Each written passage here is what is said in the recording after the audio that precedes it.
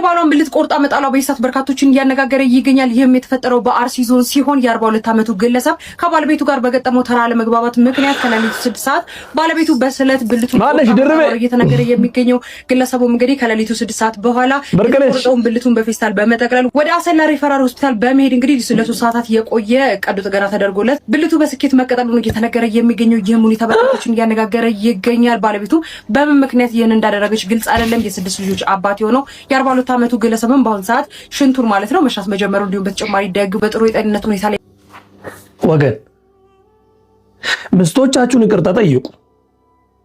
አጠፋችሁም አላጠፋችሁም ብልታችሁ ከሚቆረጥ ዋይናት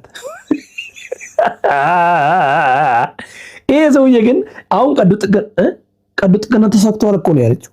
እሺ ከዛስ does it affect if he's done anything? አፕላይ ያደርጋል ማለት ይሰራል፣ ሁሉም ነገር ይችላል።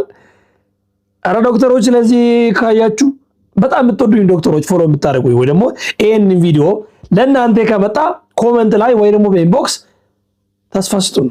ከዚህ በኋላ ቀጥሎ ኤፌክቲቭ ይሆናል ወይ ወይስ ማኑዋል ነው የምትጠቀመው? እኔ አልሰማሁም፣ እሷ ናት ያለችው።